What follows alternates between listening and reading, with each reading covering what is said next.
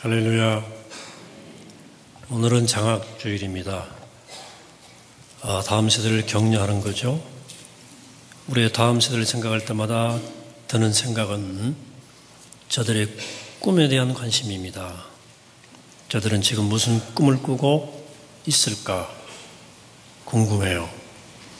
어떤 소명으로 살아갈까 궁금합니다. 그래서 간혹 젊은이들과 그 소명에 관한 이야기, 또 그들의 사명에 관한 이야기를 나누곤 합니다. 저는 그 소명과 사명에 대해서 대개 세 가지 정도로 이야기를 하곤 합니다. 첫째, 아픔이 사명이다. 내 인생에서 내가 겪은 아픔과 상처는 그것이 나의 사명이고 하나님의 부르심일 수 있다고 이야기합니다. 실제로 인생의 가시가 소명이 되는 경우도 왕왕 있어요. 그래서 너의 아픔이 너의 사명이다. 두 번째는 부담감이 사명이다입니다. 내게 유난히 부담이 온 일이 있어요. 어린아이들, 청소년들을 볼 때 이상스럽게 마음이 부담스러워요. 소명이고 사명일 수 있습니다. 세 번째로 축복이 사명이다. 그 얘기합니다. 내가 남보다 더 많이 가진 것, 더 많이 누린 것, 나의 은사, 이런 것들이 나의 소명이나 사명일 수 있다고 이야기합니다. 다음 세대가 이렇게 말하면서 자신의 길을 찾아갈 수 있도록 돕곤 하죠. 그런데 자신 있게 자신의 길을 찾아가는 사람들이 그렇게 많지 않아요. 어려운 일입니다. 반대로 자신의 소명을 너무 쉽게 결정하는 경우도 있어요. 제가 총회에서 해외 선교를 준비하는 사역자들을 훈련시키는 훈련 과정에 오랫동안 몸담아 왔어요.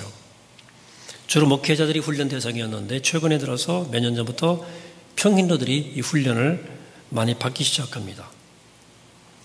한 번은 젊은 청년이 이 한 사람이 해외 선교 아카데미 과정에 지원해서 훈련을 받게 되었는데 군대 갔다 왔어요. 대학 한 학기 남았습니다. 젊은 청년이죠. 성실해요. 아버님 일찍 돌아가시고 어머니마저 지금 오랜 병환으로 누워 계셨기 때문에 가정 형편이 무척 어려웠는데 일하며 공부하며 대학 선교단체에서 훈련받고 열심히 살아가는 청년이었습니다. 그런데 기도 가운데 말씀을 듣는 가운데 하나님이 아프리카 오지 선교소로 가라는 부름을 들었다는 거예요. 소위 콜링을 받았다, 소명 받았다는 거죠. 그래서 대학 졸업하면 곧바로 떠날 예정이라는 거예요. 제가 물었어요. 어머니 어떻게 할 거니? 그러니까 또 아직 어린 동생이 있던데 누가 돌보냐? 이렇게 말하니까 하나님이 지켜주실 거래요. 별 대책이 없더라고요. 조금 제 마음이 불편했어요. 2주 훈련인데 제가 훈련 말미에 또 한번 불러서 얘기했어요. 하나님이 그대를 아프리카로 부르셨다고 해도 그때가 지금인지 잘 생각해 봐라. 지금 하나님이 그대를 부르신 곳은 어머니 곁인 것 같고 동생 곁이 아닐까? 한번 생각해 봐라. 적어도 그것이 지금은 너에게 아프리카보다 더 중요한 선교지일 수도 있다. 기도 더 해보라. 제가 그렇게 얘기했습니다. 여러분, 소명에 대해 많은 경우 이렇게 생각합니다. 하늘이 정해놓은 직업이나 신분, 꼭 하도록 예정된 내 인생의 의무, 하나님을 알고 계시지만 나는 아직 깨닫지 못하고 있는 내 인생의 진정한 과제, 나는 현재 그다지 원하지 않지만 하나님이 원하셔서 결국 결단하고 나를 따를 수밖에 없는 어떤 특별한 일을 소명이라고 생각합니다. 그래서 사람들은 소명을 위해서 직업을 바꾸기도 하고 현재 상황이 적합하지 않음에도 모든 걸 내려놓고 과감하게 먼 곳으로 떠납니다. 떠나기도 합니다. 이게 소명이라고 생각해요. 자, 소명이 정말 이렇게 하늘이 정해놓은 예정된 어떤 일이라든지 우리의 특별한 운명과 관련된 어떤 것일까? 소명이 어떤 사람들에게는 주어지고 또 어떤 사람에게는 전혀 안 주어지는 것일까? 소명은 하나님이 주시는 사람에게만 나타나고 나머지 사람들은 소명 없이 살아도 괜찮다는 말인가? 또 소명이 무엇이 찾으려고 애쓰면 찾아지는 것일까 하는 거예요. 자, 우리는 소명을 어떻게 이해해야 좋을까요? 자, 소명은 무엇일까요? 신학교 처음 입학하면 신학교에 온 특별한 사연들이 꽤 있어요. 대표적으로 하나님의 음성을 직접 들었다는 사람들이 좀 있습니다. 기도하다가 신비 체험했대요. 그렇게 결심했다는 친구도 있습니다. 혹은 죽을 뻔했다가 살아나서 소명감을 갖게 된 친구도 있습니다. 혹은 고등학교 때 읽은 어떤 감명 깊은 책의 영향을 받아서 온 친구도 있어요. 또 부모님들이 일찌감치 주의 종으로 바쳐서 온 친구 등 여러 가지 사연들이 있어요. 1년 후배 된 지금 목사님인데 이분이 재수할 때 재수를 하게 됐어요. 그 어머니가 야, 너 내가 원하는 대학에 못 간 거 보니까 너는 주의 종이 되라는 하나님의 뜻이 있는가 보다. 기도원 들어가자. 그래 기도원은 한 달간 들어갔습니다. 그리고 그 기도원에서 드디어 응답을 받았대요. 근데 그 응답을 본인이 받은 게 아니고 그 어머니가 받았답니다. 그래서 왔어요. 한 1년 굉장히 방황하더라고요. 근데 그런 얘기를 제가 여러 가지 얘기를 듣다가 저는 사실 좀 그런 얘기를 들으면 조금 고민이 됐어요. 다들 저렇게 뚜렷하게 부름받고 온 것 같은데 나는 하나님이 안 부르는데 주책 없이 여기 와 있는 거 아닌가 하는 느낌도 들 때가 있었습니다. 이렇게 우리에게는 하나님의 부르심에 대한 어떤 오해가 좀 있어요. 가장 일반적인 오해는 특별한 사람이 특별한 목적을 이루기 위해서 선택되는 일이라는 생각입니다. 하나님을 정말 뽑은 특별한 사람만 부르시는가? 하나님은 정말 특별한 목적을 이루기 위해서 사람을 부르시는가 하는 겁니다. 답을 드립니다. 그거 아니에요. 하나님은 특별한 사람만 부르신 것이 아니라 우리 모두를 부르십니다. 하나님은 어떤 특별한 목적을 이루기 위해서가 아니라 우리 각자의 생의 목적을 이루기 위해서 우리를 다 부르셔요. 하나님의 유익을 위해서 우리를 쓰시려는 것이 아닙니다. 우리 유익을 위해서 우리 각자를 부르시고 우리의 길을 인도해 가시는 게 부르심이에요. 하나님 부르심에 관해서 우리가 놓치지 말아야 할 중요한 사실은 우리 모두가 하나님의 부르심을 받았다는 사실입니다. 우리가 지금 어떤 사연으로 여기 앉아있든 우리 모두는 하나님의 부르심을 받은 게 틀림없어요. 하나님이 부르셨으니까 하나님의 자녀가 된 거고 여기 나와 있는 것입니다. 왜 부르시는지 서로 모른다 하더라도 확실한 것은 부름받은 자로서 어떻게 해야 할지에 대해서는 성경이 많이 나와 있어요. 그게 오늘의 주제입니다. 그것은 부르심에 합당하게 사는 일이에요. 오늘 저는 본문에서 바울의 고백과 권면을 통해서 하나님의 부르심에 대해서 생각해 볼 수 있는 몇 가지 근거를 발견하게 됐습니다. 오늘 바울은 이렇게 말합니다. 1절에서 그러므로 1절 띄워주세요. 그러므로 주 안에서 갇힌 내가 너희를 권하노니 너희가 부르심을 받은 일에 합당하게 행하며 한 절이에요. 바울은 기독교 역사에서 주님의 부르심을 받고 자신의 소명의 길을 가장 위대하게 살았던 인물 가운데 하나입니다. 그런 그가 에베소에 편지를 보내면서 우리가 소명에 대해서 생각해 볼 수 있는 아주 중요한 요인들을 짧은 문장에 다 담아서 언급해 주고 있습니다. 먼저 말합니다. 주 안에서 갇힌 나라고 말합니다. 이 말씀 주의 깊게 들여다봐야 됩니다. 이 말은 내가 옥에 갇혔다는 사실과 옥중에 갇혔지만 이 일이 주님 안에서 이루어진 일이라는 고백을 담고 있는 말인데요. 저는 이 표현을 묵상하면서 이런 생각을 했어요. 바울이 옥에 갇혔던 것이 아니라 예수 그리스도 안에 갇혔던 사람이구나. 주님께 완전히 포로되었던 사람이구나 라고 생각했어요. 바울은 다메섹에서 부활하신 예수님을 만난 이후에 완전히 하나님 예수 그리스도의 사랑의 포로가 됐습니다. 정말로 그 이후 단 한 번도 한눈 팔지 않습니다. 헌신적으로 하나님의 사도로 직진한 인생이 됩니다. 정말 주님 한 분만을 바라보고 평생을 살았습니다. 주님의 사랑이라의 초대와 부르심에 완전히 사로잡혔어요. 그러니까 주 안에 갇힌 나라는 고백은 이 부르심을 따라 사는 그의 자화상이에요. 나는 주 안에 갇혔다. 그래서 그는 나는 붙잡히 받은 그것을 쫓아가려고 달려간다고 고백하면서 일관되게 사도의 길을 걸어갔습니다. 주님 안에 갇힌 자, 이게 바로 바울이에요. 바울은 직업이 장막장이, 천막 텐트 고치는 게 직업이에요. 자비량. 그러니까 주님을 사랑하는 한 그가 하는 일이나 신분이나 직업은 무엇이 되었든 중요하지 않았어요. 그는 장막 만드는 사람으로서 주님께 붙들려 살았고 주님 안에 갇혀 살았습니다. 바울이 이렇게 주님 안에 갇히자 세상 그 어느 것도 그를 가둘 길이 없었어요. 얼마나 놀라운 아이러니입니까? 주 안에 갇힌다는 것은 세상 그 어떤 것도에서도 갇히지 않는다는 말을 뜻합니다. 놀라운 역설입니다. 이것이 바울이 소명자로 살아가는 삶의 방식이었습니다. 자, 바울이 그의 삶과 신앙과 고백으로 보여준 소명이 뭐냐? 예수 그리스도 안에 갇히는 거예요. 철저히 주님 안에 갇혀서 세상 그 어떤 것에도 갇히거나 매이지 않는 겁니다. 여러분, 세상에 매이거나 갇히면 소명자로는 못 살아갑니다. 주님 안에 갇히는 삶이 소명자의 삶이에요. 주님의 부르심은 언제나 이처럼 주님 안에 갇히란 부르심이에요. 그런데 우리를 가둬두기 위해서가 아니라 진정으로 자유하기 위해서 그렇게 부르시는 거예요.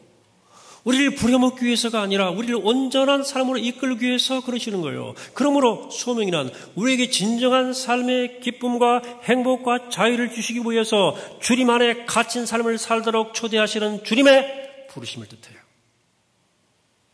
자, 조금 더 나갑니다. 소명에 대해서.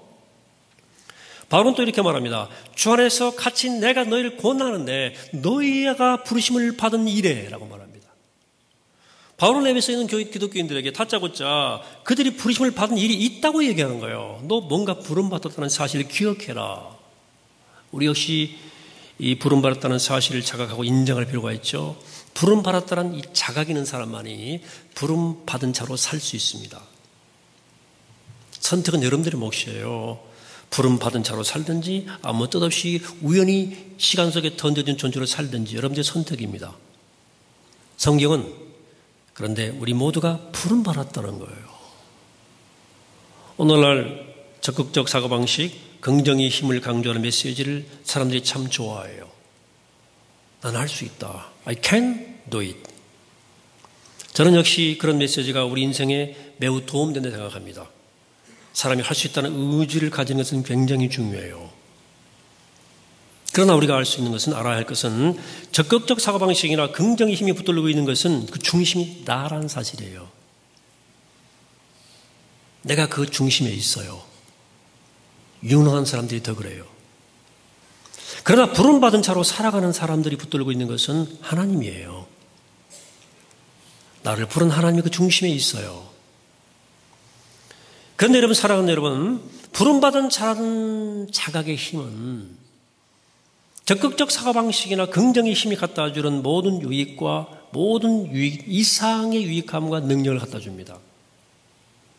자, 여러분들이 지금 내가 부름받았다는 자각을 가지고 지금 여러분들이 하고 있는 일을 한번 해보시기를 부탁합니다. 적극적 긍정적 자세로 이해하는 것과 비교할 수 없는 능력이 발휘되는 거예요. 부름받은 사람은 내일이 없어요. 일은 내 일이 아니고 하나님의 일이에요. 목회하다 보면 이게 내일이라 생각하면 낙심이 돼요. 중간에 포기하고 싶을 때도 있어요. 그러나 이 일은 내 일이 아니고 하나님의 일이에요. 나는 심부름꾼이에요. 하나님이 하시는 거예요. 하나님이 책임지는 거예요. 내가 낙심하는 것은 주제에 넘는 일이에요. 내 거 아닌데 왜 그래 내가. 내 일이 아니고 하나님의 일이에요.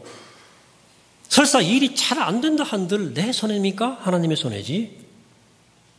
낙심할 필요 없습니다. 우린 실패해도 하나님 그분은 절대 실패하지 않습니다. 하나님이 실패한 분이 아니에요. 하나님의 일꾼은 이 정도의 배짱은 가져야 돼요. 여러분, 우리는 정말 부름받은 사람들이에요. 이걸 자각해야 돼요. 부름받았다는 사실을 자각하는 것과 더불어 또 한 가지 중요한 것은 우리가 어떤 상황에도 부름받았다는 사실을 절대 잊지 않는 거예요. 우리가 특별한 감동과 은혜가 있을 때만 부름받았다고 생각합니다. 실패와 고난, 어려운 일을 겪고 있을 때는 내가 부름받은 자란 자각이 너무나 희미해요. 그럼 우리는 어떤 상황에서도 부름받았다는 사실을 잊지 말아야 됩니다. 내가 하는 일마다 승승장구 탄탄대로 달릴 때 내가 부름받았다는 사실, 존재하는 사실을 기억해야 되죠. 그런 하는 일마다 일이 꼬이고 앞이 캄캄하고 죽을 것 같아서 괴로운 순간에도 내가 부름받은 존재라는 사실을 꼭 기억해야 돼요.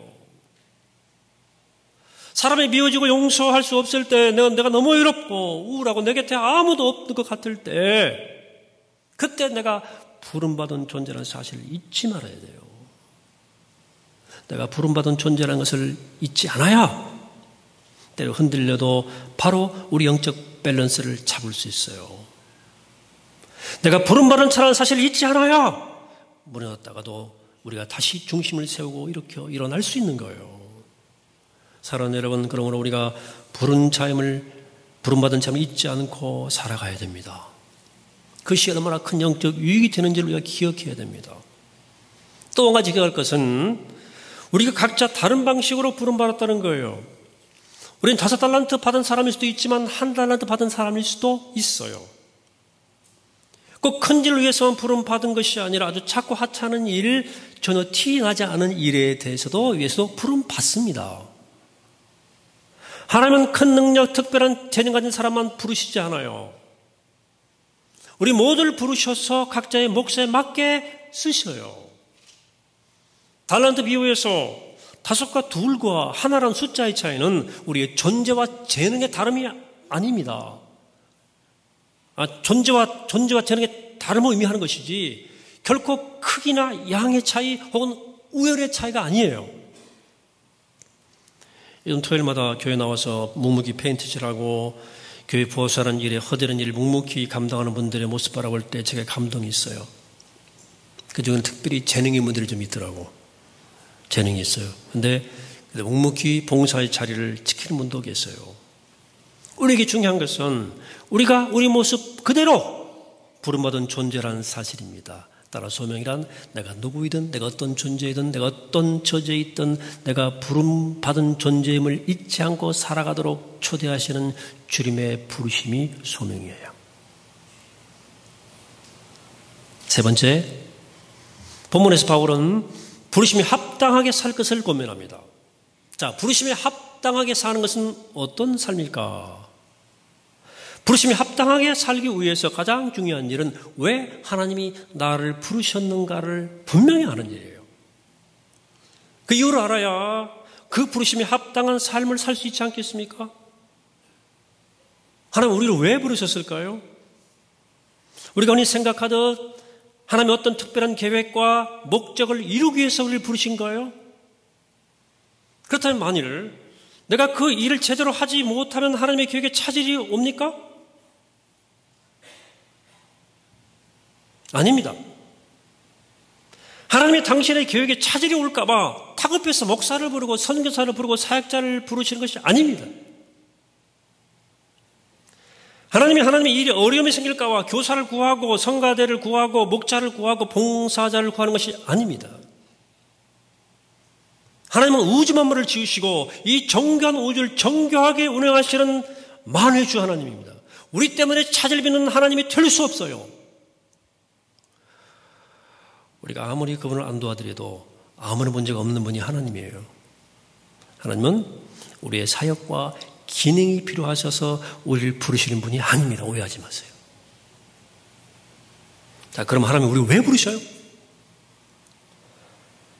하나님 우리를 부르시는 이유는 우리를 사랑하시기 때문이에요. 하나님의 부르심은 부하에게 일을 맡기는 상사의 명령 같은 것이 아니라 사랑하는 사람과 더 깊은 관계, 사랑의 관계 속으로 들어가기를 바라시는 연인의 프로포즈 같은 거예요. 이 프로포즈, 하나님 우리를 사랑하시는 한 멈추지 않아요. 계속 프로포즈 하시는 거예요, 하나님께서. 그게 콜링입니다. 하나님 우리를 모두를 사랑하시기 때문에 우리 모두를 계속 부르셔요. 그렇기 때문에 하나님은 특별한 사람을 부르신 것이 아니라 우리 모두를 부르신다 말씀드린 거예요. 물론 특별한 때 특별한 방법으로 특별한 사람들을 부르시기도 하지만 그러나 하나님의 부르심의 본질은 언제 어디서나 우리 모두를 사랑하시기 때문에 그 사랑의 동기 때문에 우리를 부르신다는 사실입니다. 예를 들어 설명할게요. 한 젊은이에게 애인이 생겼어요. 너무나 보고 싶고 함께하고 싶고 가슴이 생각만 해도 두근두근 거리는 거예요. 주말에 영화 보러 가죠. 영화를 보기로 약속합니다. 주말 데이트가 너무나 기다려지는 거예요. 드디어 그날 그 시간이 됐습니다. 약속 장소에 나갔는데 애인이 와서 곧장 매표소로 가서 표를 사고 영화를 보고 끝나자마자 잘 가 하고 작별 인사라고 헤어졌다고 칩시다. 이게 정말 사랑하는 사람들이 원하는 일입니까? 이 데이트의 목적이 영화 보는 일입니까? 애초에 사랑하는 애인을 불러낸 목적이 뭐예요? 그 부름의 목적이 뭐냐 그 말이에요. 사랑하는 사람과 함께 있고 싶어서 그런 거 아니에요. 영화가 무슨 대수예요? 얼굴 한번 보고 한번 다정스럽게 손이라고 잡아보자고 영화 보자는 건 아닙니까? 중요한 건 따뜻하게 연인과 함께 있고 싶은 마음이에요. 사랑을 나누는 거예요. 이것이 연인이 연인을 불러내는 이유예요. 딱 기우예요. 하나님은 우리들을 일 때문에 부르신 것이 아닙니다. 소명은 차출이 아니에요. 그러므로 부르심에 합당하게 사는 가장 좋은 길은 하나님의 기쁨으로 동행하는 거예요. 하나님의 좋은 애인이 되는 거예요. 무엇을 해드리는 것이 아니고 주님이 좋아서 주님 곁에 머물고 따르고 사랑하는 존재가 되어가는 것입니다. 따라서 우린 그 무엇이 되어도 관계없어요. 우리가 자영업자로 농부로 음악가로 교사로 목사로 부름받은 것 아니라 하나님의 사랑하는 신실한 연인으로 부름받은 겁니다. 따라서 우리는 하나님을 사랑하는 자영업자가 되면 되는 거예요. 그게 소명입니다. 우리가 하나님을 사랑하는 소박한 농부가 되면 된 거예요. 하나님을 사랑하는 일터의 직원으로 과장으로 부장으로 하나님을 사랑하는 교사로 하나님을 사랑하는 목사가 되면 되는 거예요. 이처럼 소명의 본질은 뭐 특별한 사람이 되어서 특별한 무엇을 하는 것이 아니라 무엇이 되어지든 간에 어떤 처지든 간에 하나님을 사랑하는 존재로 살아가는 게 소명이에요. 따라서 소명이라고 하는 것은 하나님의 어떤 거대한 프로젝트를 이루어드리기 위해서 내가 특별히 차출되는 일이 아니라 하나님만을 의지하고 신뢰하고 사랑하는 하나님의 매력적인 연인이 되어달라고 호소하고 조대하시는 주의 부르심 앞에 기쁨으로 응답하며 함께 주님과 함께 동의하며 걸어가는 것입니다. 오늘 말씀을 다시 한번 보죠. 에베소 4장 1절. 그러므로 주 안에서 같이 내가 너희를 권하노니 내가 부르심을 이 받은 일에 합당하게 행하라. 주님 안에 보러 가던 내가 여러분들에게 부탁합니다. 여러분들 부르심을 받았으니까 다 받았으니까 그 부르심에 합당하게 살아가세요. 라고 하는 이 바울의 권고, 참된 수명자 바울의 권고를 마음속에 깊이 새기시길 바랍니다. 부름받은 사람은 세상과 물질에 갇히지 않고 주님에게 갇힌 사람들입니다. 그래서 부름받은 사람은 세상에서는 부자여해요. 그러나 주님 안에서는 자유합니다. 우리 모두는 부름받은 사람들입니다. 특별한 사람만 특별하게 부름받은 것이 아니라 하나님은 모든 사람들을 부르셔서 자신의 길을 가도록 하십니다. 큰 소명, 작은 소명 따로 있지 않습니다. 나는 나의 길을 가면 되는 거예요. 나는 부르심에 합당하게 행하는 것은 부르심을 하나님의 차출로 여기지 아니하고 사랑의 프로포즈로 알고 주님과 연인처럼 손잡고 설렘으로 매일매일을 살아가는 것입니다.